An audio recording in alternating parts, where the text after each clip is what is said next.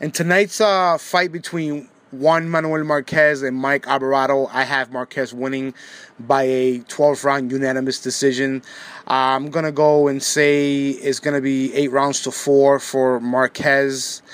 Both fighters are coming off losses. Marquez, a split decision loss to Timothy Bradley, and Alvarado, TKO loss to Ruslan Puratnikov.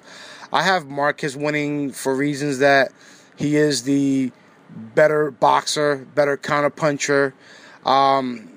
He knows when to put it on, and he knows when to, just shut the light and just fight comfortably behind his jab and his counterpunching ability. Mike Alvarado, on the other hand, he has problems handling people's punches and power. We saw that against Brendan Rios in both fights. The first one, I would say he was winning the first 6-7 rounds, but just got caught against Rios, and we all know what happened there. In the rematch, he was pretty much doing the same thing, but he was just not staying in the way of returning artilleries by Rios. But you could almost tell that in any given minute, Rios could have just planted a bomb and Alvarado could have been out or possibly stopped. And we saw all that against Ruslan Puratnikov.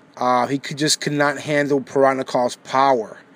So I think based on that alone, Marquez does a lot better when it comes to recuperating. We all saw that when he fought Manny Pacquiao the very first time 10 years ago. He was dropped 3 times and pretty much came back and won the next 11 rounds, 10, 11 rounds. I don't think Alvarado can do that. I don't think he could recuperate like Marquez can. And for that reason alone, I think Marquez will win this fight. Although I don't think that Marquez will stop or knock out Mike Alvarado. I just think that he's going to do enough to win this fight. And not just enough, but he will, like I said, he'll do the things that he's been doing before. Counter punch, set up Alvarado for he can land that, strong right hand of his. And I don't think Alvarado's going to be able to take those punches. I think Alvarado, unlike his last few fights, he's going to be the, guy coming forward. And Marquez is just going to tattoo him up with his peppering shots. So look for Marquez to win this fight. And one other thing I want to mention, this is a top-ranked promoted fight, and it makes me wonder what are they doing for their fighters promotional-wise. I mean, you got Alvarado coming off a TKO loss and has lost 2 of his last 3 fights, and then you're going to put him in there with a fighter like Marquez.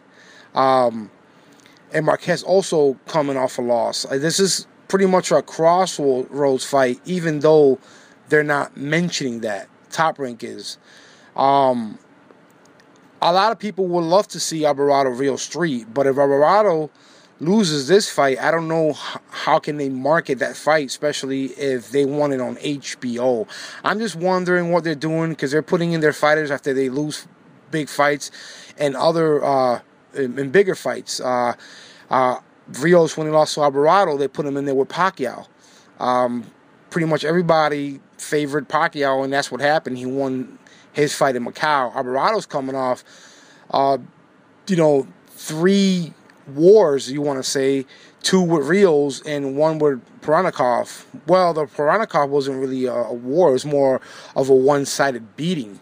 So I just want to know what's their promotional tool behind this fight. And Marquez himself is coming off a loss to Timothy Bradley in a much closer fight. I admit that, but I'm not sure if this is the right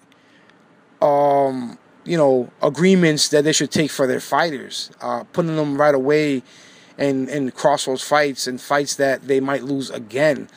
In the past, when big fights happen and fighters, name fighters mostly, lost, they will give them a tune-up fight or even perhaps a couple of tune-up fights and then put them in the ring for a championship fight or a bigger name.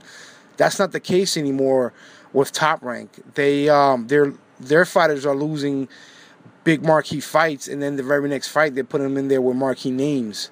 So I just want to know what's the reason behind all this. And it's been going on now since probably 2012, when Pacquiao lost to lost to Bradley, then put him with Marquez, and now with Brandon Rios and Alvarado. I just want to know why they're doing this. Do they need to do this?